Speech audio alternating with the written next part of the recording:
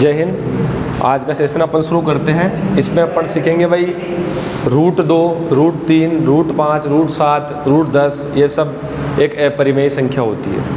तो इसको अपन समझने के लिए विरोधाभास तरीका अपनाते हैं। विरोधाभास का मतलब है जैसे अपन पहले तो क्या करेंगे, किसी चीज़ का जो अपोजिट है उसको मान लेंगे और फिर बाद में अपन प्रूफ करेंगे कि अपन जो सोच रहे थे वो बात गलत थी। तो इसको अपन कैसे प्रूफ करते हैं, ये तरीका कैसा होता है देखते हैं। इसमें अपन सबसे पहले जो करेंगे, हमारे बोर्ड में इंपॉर्टेंट क्वेश्चन ऐसा आता भी है कि सिद्ध कीजिए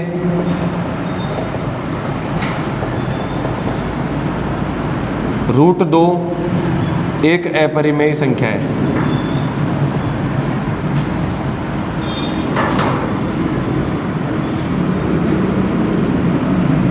तो सबसे पहले हमको विरोधाभास तरीका में यही है कि जो चीज़ बोली हुई है उसके बिल्कुल विपरीत हमको मान लेना है। यहाँ से अब इसका प्रूफ चालू करें तो हम कह सकते हैं भाई, माना कि √2 एक परिमेय संख्या है तथा इसके दो सहअभाज्य गुणनखंड A तथा B है। आप P और Q भी मान सकते हो, R और T भी मान सकते हो, कुछ भी मान सकते हैं अपन।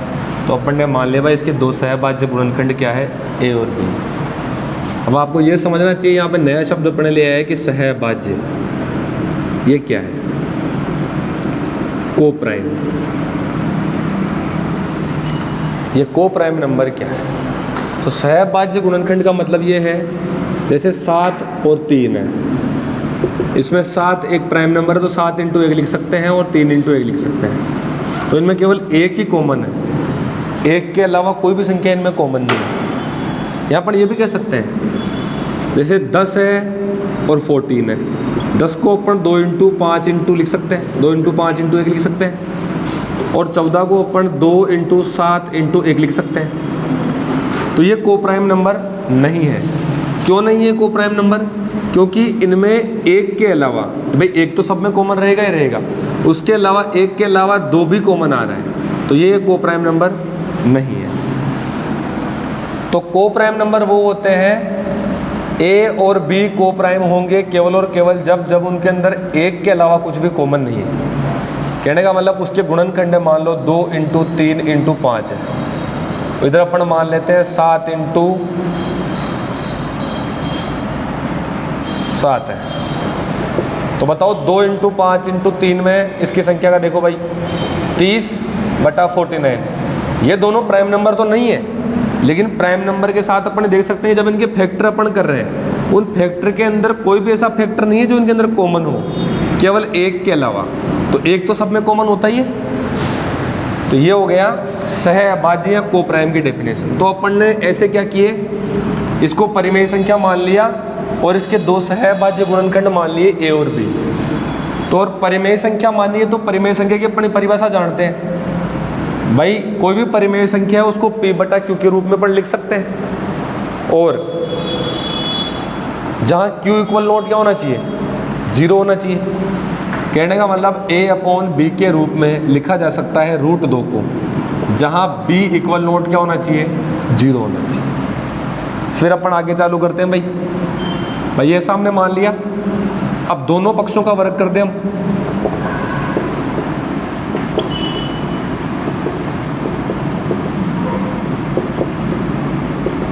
दोनों पक्षों का वर्ग करने पर हम पाते हैं कि यहाँ पे √2 का जो स्क्वायर होगा और A/B का क्या करेंगे, स्क्वायर करेंगे। यहाँ से अपन, यहाँ तो 2 आ गया और यहाँ A²/B² आ गया। अब कई ये भी सोचते हैं भाई ये रूट जो है उसका स्क्वायर करते ही ये रूट हट जाता है और 2 आ जाता है, पर इसके पीछे कारण है। वर्गमूल किसे कहते हैं?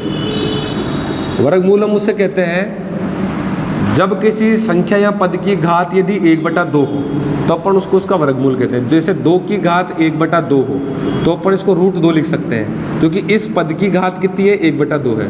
जब अपन 2 की पावर 1/2 का स्क्वायर करेंगे तो क्या होगा, 2 × 1/2 जो है वो ऊपर वाली से गुणा हो जाएगा और 2 से 2 कट के 2 की पावर 1 यानी कि 2 आ जाएगा। इसीलिए √2 का स्क्वायर जो है वो 2 आ जाता है। इसके पीछे लॉजिक ये है, बेसिक नॉलेज। ठीक है, तो अपन ने क्या मान लिया भाई, ये कर दिया, स्क्वायर कर दिया।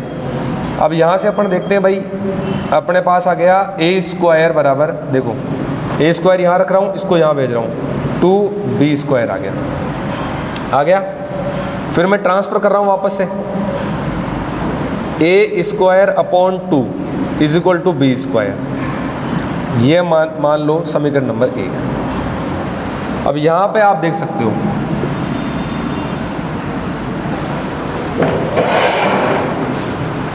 यदि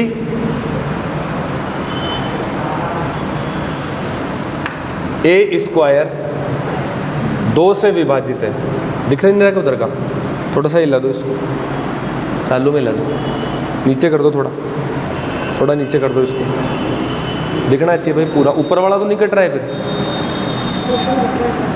मेरे को बताओ कहाँ तक नहीं दिख रहा है, कहाँ तक नहीं दिख रहा है, कर दिया भाई। अब आपको दिख गया होगा, पहले दिख नहीं रहा था, मैंने ध्यान नहीं दिया।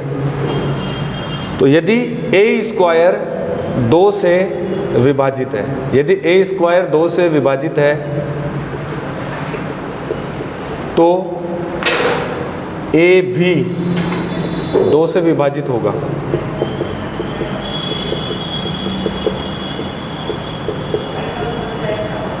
अगर 25 में 5 का भाग जा रहा है, इसका मतलब 5 में 5 का भाग जाएगा ही जाएगा। यदि 49 में 7 का भाग जा रहा है, इसका मतलब 7 में तो 7 का जाएगा ही जाएगा। या कह सकते हैं अपन भाई 8 में मान लो 2 का भाग जा रहा है, तो 4 में 2 का भाग जाएगा ही जाएगा। यानी कि यदि a में किसी चीज़ का भाग जा रहा है, a² में यदि उस संख्या का पूरा भाग जा रहा है, तो a में भी उस संख्या का पूरा भाग जाएगा। तो अपन ये कह सकते हैं भाई, यदि a² 2 से विभाजित है तो a भी 2 से विभाजित होगा, और a जो है 2 से विभाजित है। हमने इसका आंसर मान लिया, क्या आ रहा है, c आ रहा है, ये हमने मान लिया। यहाँ से अपन देख सकते हैं a बराबर क्या आ गया, 2c। ये हो गई हमारी इक्वेशन नंबर 2। इसके आगे इक्वेशन 2 का मान इक्वेशन 1 में रखने पर भाई, इक्वेशन 1 क्या है अपनी, a² बराबर 2b²। यहाँ से देख लो, चाहे यहाँ से देख लो, a² बराबर क्या है, 2b²। अब a का मान क्या है, 2c, इसको पुट कर दो यहाँ पर, 2c का स्क्वायर बराबर क्या आ गया, 2b²।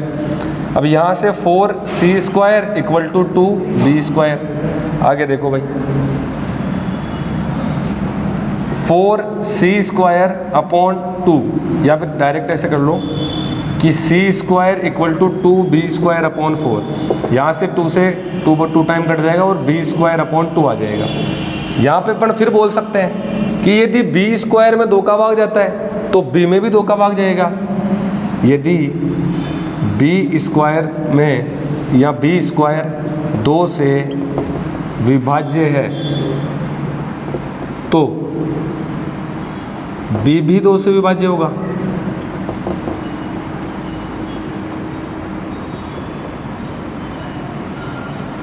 ठीक है, मैं दोबारा समझा देता हूँ इसको। हमको सिद्ध करना था कि √2 एक परिमेय संख्या है, इसके आगे भी लिखना है अभी। माना कि √2 एक परिमेय संख्या है, इसके 2 सहभाज्य गुणनखंड a तथा b है। अब इसके अपन परिमेय संख्या की परिभाषा से यहाँ बोल सकते हैं कि परिमेय संख्या की परिभाषा से, परिमेय संख्या की परिभाषा से, क्योंकि परिमेय संख्या की परिभाषा ये बोलती है कि अपन उसको p/q के रूप में लिख सकते हैं, b = 0 होना चाहिए, q = 0 होना चाहिए। तो √2 को अपन ने a/b के रूप में लिख दिया और b = 0 है, ये कंडीशन लगा दी। दोनों संख्याओं का वर्ग करने पर हमें √2 का स्क्वायर, इसका स्क्वायर किया, तो ये हमें इक्वेशन नंबर 1 मिल गई। इसके बाद हम यहाँ से देख सकते हैं कि a² में 2 का भाग जा रहा है तो a में भी 2 का पूरा भाग जाएगा। हमने मान लिया कि a में 2 का भाग जा रहा है और उसका आंसर c आ रहा है। यहाँ से हम बताते हैं कि a बराबर 2c है। फिर इक्वेशन 2 का मान जो है इक्वेशन 1 में रख देते हैं। इक्वेशन 1 क्या है, ए स्क्वायर बराबर 2b²। यहाँ पे अपन ए की जगह पुट कर देते हैं 2c बराबर आ गया 2b²। इसको सोल्व करते हैं, हमें आता है कि b²/2 आता है c² के बराबर। तो हम बोल सकते हैं कि b² में 2 का भाग जा रहा है तो b में भी 2 का पूरा भाग जाएगा। और हमने क्या माना था पहले, हमने फर्स्ट कंडीशन जो इसकी मानी थी वो ये मानी थी कि a और b क्या है, सहभाज्य है। सहभाज्य मतलब उनमें जो है एक के अलावा कुछ भी कॉमन नहीं है, एक के अलावा कुछ भी कॉमन नहीं है। और यहाँ हम देख रहे हैं कि a भी 2 से विभाजित है और b भी 2 से विभाजित है। इसका मतलब a और b में एक उभयनिष्ठ गुणनखंड या कॉमन फैक्टर आ रहा है, वो क्या है, 2 है। यहाँ a तथा b में एक उभयनिष्ठ गुणनखंड 2 है, अतः a तथा b सहभाज्य नहीं है। इसलिए हमारी कल्पना गलत है तथा √2 एक अपरिमेय संख्या है।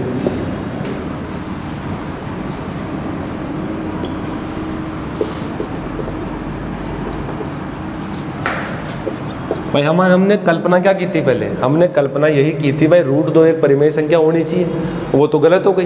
तो गलत हो गई तो फिर परिमेय के अलावा बची कौन सी, अपरिमेय तो बची, तो √2 एक अपरिमेय संख्या हो गई। ऐसे ही आप √5 में देख सकते हो,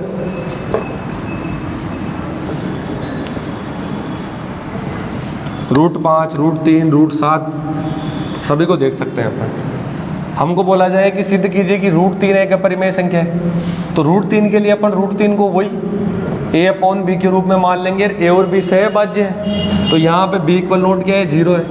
तो हमने √3 का स्क्वायर किया तो a²/b² आ गया। इससे अपन ने 3a²/b² आ गया, और यहाँ से आ गया 3b² बराबर a²। ये बात आ गई। और यहाँ से अपन देख सकते हैं कि b² बराबर क्या आ गया, a²/3 ऐसा आ गया। अब a² 3 से विभाज्य है तो a भी 3 से विभाज्य होगा।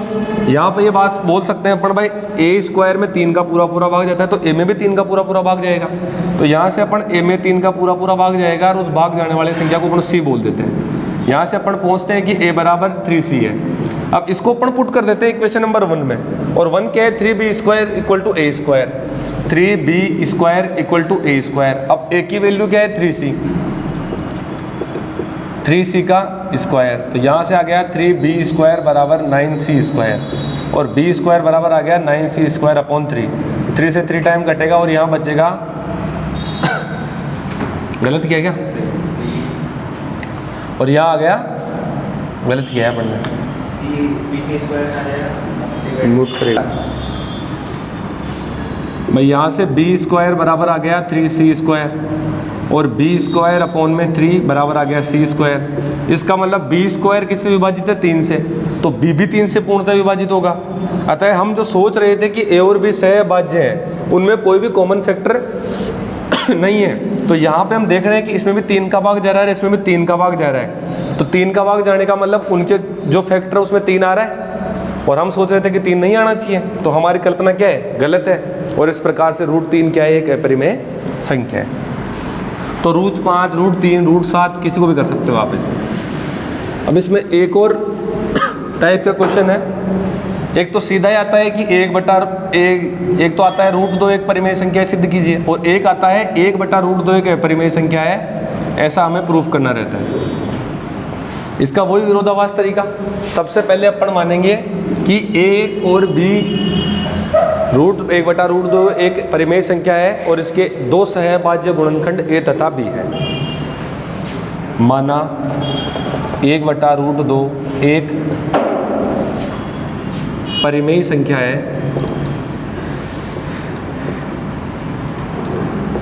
तथा इसके 2 सहभाज्य गुणनखंड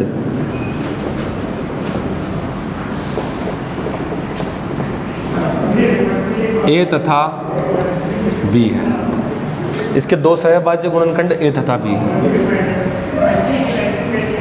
तो अपन 1/√2 को a/b के रूप में लिख सकते हैं, जहाँ b इक्वल नोट क्या होना चाहिए, 0 होना चाहिए। कहने का मतलब हम कह सकते हैं भाई दोनों पक्षों का वर्ग करने पर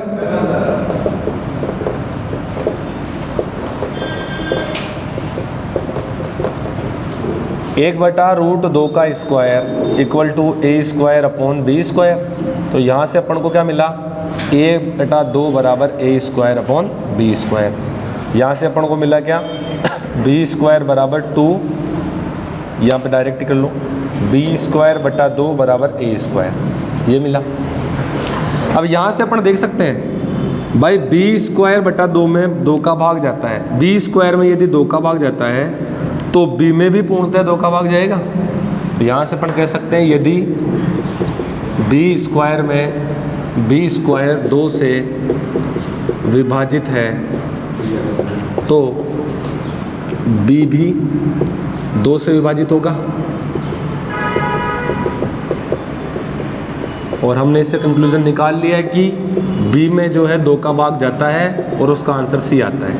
और यहाँ से हम देखते हैं कि b बराबर क्या आ रहा है, 2c, इक्वेशन नंबर 1। अब b बराबर 2c का मान जो है 2, b बराबर 2c का मान हम पुट कर देते हैं यहाँ पर। b बराबर क्या है, 2c, और हमारे पास इक्वेशन क्या है, b² बराबर 2c²। भाई यही तो है हमारे पास इक्वेशन 1। इक्वेशन 1 जो है वो ये बोलती है कि b²/2 बराबर a²। तो अपन यहाँ से देख लो b का मान क्या है, 2c, तो 2c का स्क्वायर बटे में 2 बराबर क्या, a²। तो यहाँ से 4c²/2 बराबर a²। यहाँ से डायरेक्ट 2 आ जाएगा और यहाँ से c² बराबर आ जाएगा a²/2। तो अपन यहाँ से ये बात बोल सकते हैं कि a² में 2 का पूरा भाग जा रहा है, इसका मतलब a में भी 2 का पूरा भाग जाएगा। a² 2 से विभाजित है तो a भी 2 से विभाजित होगा। और हम जो सोच रहे थे, क्या सोच रहे थे कि ये क्या है, एक सहभाज्य गुणनखंड है। सहभाज्य गुणनखंड का मतलब क्या, कि इनमें एक के अलावा कोई भी चीज़ कॉमन नहीं है। तो यहाँ पर तो इसमें भी 2 का जा रहा है, इसमें भी 2 का जा रहा है, इसका मतलब इनमें 2 कॉमन है। और 2 कॉमन है मतलब हमारी कल्पना क्या है, गलत है। इसलिए 1/√2 क्या है, एक अपरिमेय संख्या है। इसके बाद एक लास्ट टाइप का जो क्वेश्चन पूछा जा सकता है वो मैं आपको बताता हूँ क्या है।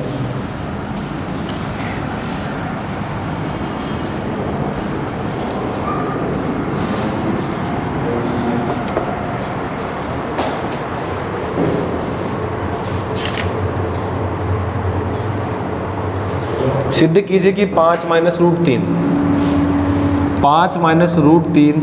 एक अपरिमेय संख्या है।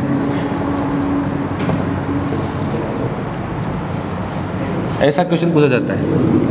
तो इसके आंसर में अपन क्या लिखेंगे, सबसे पहले सबका विरोधाभास तरीका है, अपन को सबसे पहले विरोधाभास पे जाए। विरोधाभास, इसकी विरोधी बात क्या हो सकती है भाई, 5 - √3 एक परिमेय संख्या है। आवाज लेनी चाहिए भाई तुम्हारी। 5 - √3 क्या एक परिमेय संख्या है और इसके 2 सहअभाज्य गुणनखंड। भाई ये तो फिक्स ही है, सहअभाज्य गुणनखंड a तथा b है। तो भाई परिमेय संख्या की परिभाषा से अपन क्या लिख सकते हैं, परिमेय संख्या की परिभाषा से। भाई परिमेय संख्या की क्या परिभाषा होती है भाई, ऐसी संख्या जिसको p/q के रूप में लिखा जा सकते हैं, q = 0 होना चाहिए। तो यहाँ पे a और b है, वहाँ p और q होते हैं। तो अपन 5 - √3 को जो है a/b के रूप में लिख सकते हैं, b = क्या 0 होना चाहिए। ठीक, तो यहाँ पे अपन देखते हैं भाई, यहाँ पे वर्ग नहीं करना है, अब वर्ग नहीं करना है। तो अपन क्या करेंगे, इस √3 को तो इधर ले लेंगे और इसको इधर ले लेंगे। क्यों, क्योंकि हम पहले सिद्ध कर चुके हैं ये बात कि √3 एक अपरिमेय संख्या है। तो हमने इसको इधर ले लिया 5 - a/b। यहाँ से इसको सोल्व करो, देखो क्या कर सकते हैं। 5b - a/b बराबर √3।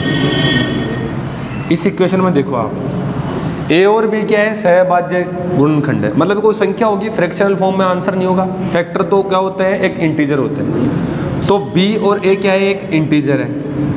तो इंटीजर का जो प्लस माइनस करते हैं, जो संक्रियाएं लगाते हैं प्लस माइनस की, उसमें हमेशा एक इंटीजर ही आंसर आता है।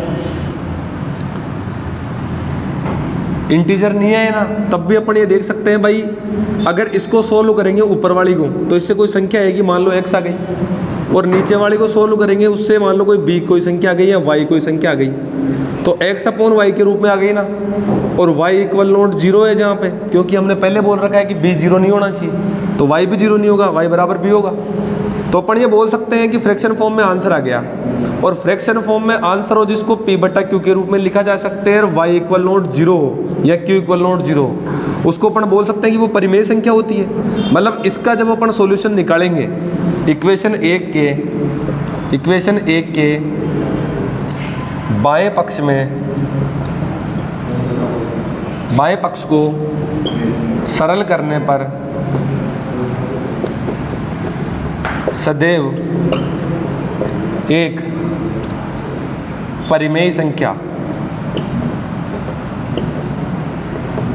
ब्रैकेट में लिख दो p बटा q, जहाँ q इक्वल नोट 0 प्राप्त होगी। और इसके आगे हम लिखेंगे जबकि, एक बार पेन दे,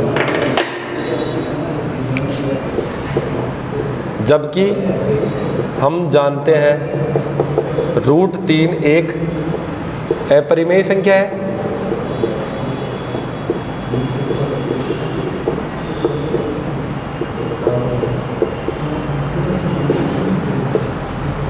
√3 एक अपरिमेय संख्या है। तो बताओ कभी भी, और वो उसके दाएं पक्ष में है, तो LHS जो है वो RHS के बराबर हो सकता है क्या?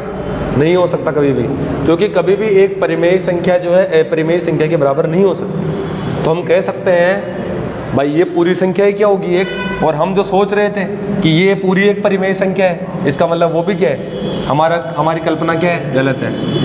अतः हमारी कल्पना गलत है तथा 5 माइनस √3 एक अपरिमेय संख्या है।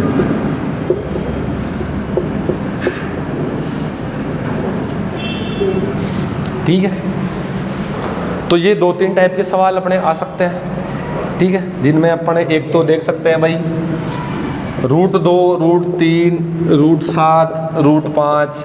देखो इसमें शॉर्टकट देखने का तरीका एक ये है, जैसे √2 को सिद्ध करेंगे तो हमेशा 2 ही a और b के अंदर 2 कॉमन आएगा। √3 को जब अपन सिद्ध करेंगे तो उसमें 3 जो है कॉमन फैक्टर आएगा। 7 को सिद्ध करेंगे 7 कॉमन फैक्टर आएगा। 5 को करेंगे 5 कॉमन फैक्टर आएगा। ठीक, 1/√2, 1/√3, 1/√7, इनको जब प्रूफ करेंगे अपन, बात कुछ नहीं है, पहले b में कॉमन निकालेंगे फिर a में कॉमन निकालेंगे। इसमें पहले अपन a में कॉमन निकालते हैं फिर b में निकालते हैं। तो इसमें क्या होगा देख लो, अगर a/b मान रखा है अपने 1/√2 के बराबर, तो रेसिप्रोकल करो, उल्टा करो, देखिए व्युत्क्रम करो, तो b/a जो है वो √2 के बराबर आएगा। अब तो वही क्वेश्चन बन गया वापस, भाई अपन जो है a/b को √2 के बराबर मान रहे थे, अब b/a को √2 के बराबर मान लेंगे, वही बात अपन वापस प्रूफ कर देंगे। ठीक है, और ये वाला मैंने बता दिया कि 3 + 2 √5 आ जाए या 7 - 3 √2 आ जाए। ऐसे क्वेश्चन में क्या करेंगे, जो रूट वाली संख्या है उसको तो अपन एक साइड रख लेंगे और बाकी सबको उधर भेज देंगे। अब उसको सोल्व करने पे तो एक पूर्णांक ही प्राप्त होगा, और पूर्णांक नहीं होगा तो एक फ्रैक्शन प्राप्त होगी, और फ्रैक्शन जिसमें q = 0 होगा या नीचे वाली संख्या 0 नहीं होगी तो वो एक परिमेय संख्या होगी।